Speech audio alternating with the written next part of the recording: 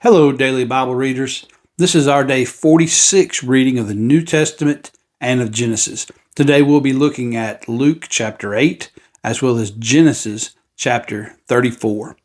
Let's begin with our reading in Luke chapter 8.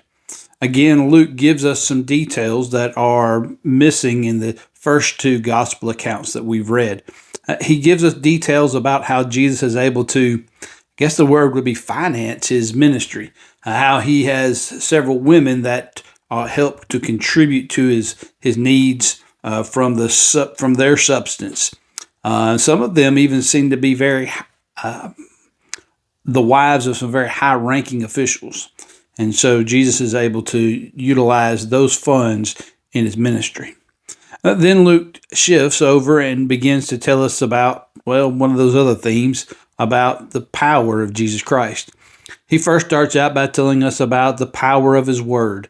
He does that through the parable of the sower and the seeds that are sown on different types of soil, with the understanding that the ones that fell on the good ground are those who have heard the word with a noble and good heart, keep it, and bear fruit with patience. And so he gives much credence again to the word of God and the power of it.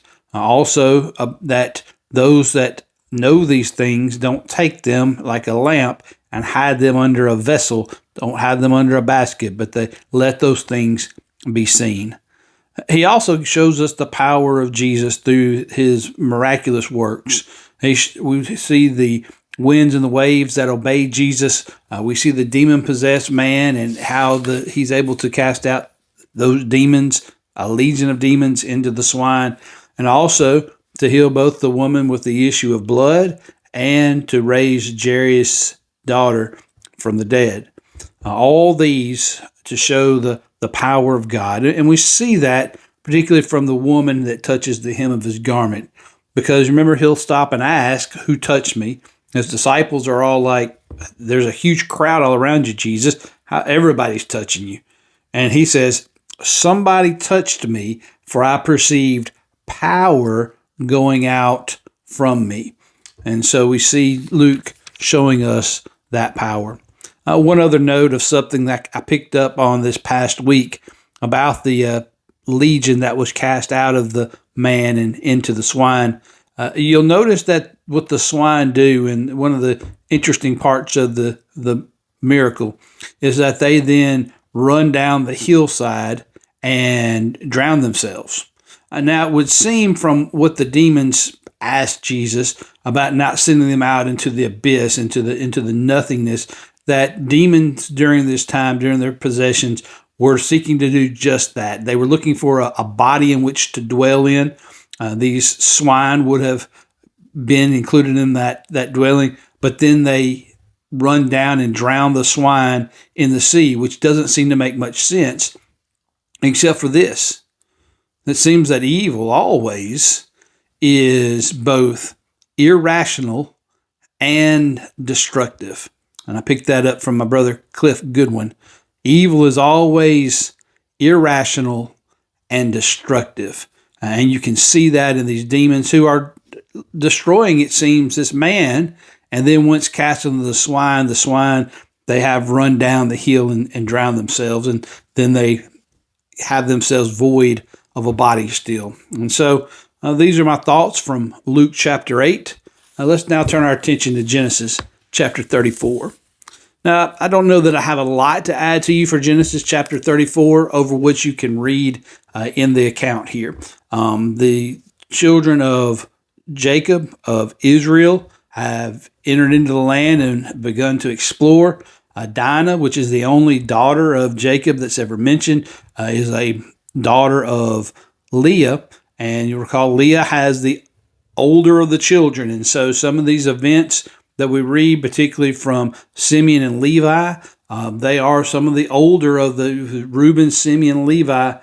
Judah will be the next.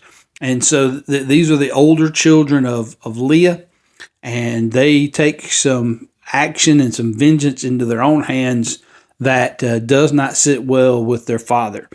Jacob is a little concerned that the other people of the land are going to see them as a problem, and that it's going to cause problems. They, however, justify their behavior by defending their sister's honor. It's kind of a bloody mess, but it's the way the Lord records what happens throughout history, and the events that occur here are going to at least be referenced. We'll say play into the decisions of who the children that will receive the preferred places from their father. These actions will weigh in on that later. One other little side note, just I thought was interesting, is you'll notice in verse 7 that their sons of Jacob came into the field when they heard it, and the men were grieved and very angry because he had done a disgraceful thing in Israel by lying with Jacob's daughter. Now, Jacob has just received the name Israel, but remember that the book of Genesis, written by Moses, won't be written for several years, for several hundred years, and by that point, the land of Canaan will be understood to have been a land of Israel, and perhaps that's the reason we have that particular word there. Or it could just be a metonymy of the fact that anyone that is of the household of Jacob is of the household of Israel, and no one should treat our family, the family of Israel, that way. And so either one of those could be the case for that verse. And so I hope that helps you kind of understand where we are and what's going on in the life of the development of Israel as a nation, as they head on their way to their land of promise, and as they prepare for bringing the seed that shall bless all the nations of the earth. These have been my thoughts on Genesis chapter 34. Hope as always they've been helpful, and my prayer as always is that the Word of God is a lamp unto your feet and a light unto your path.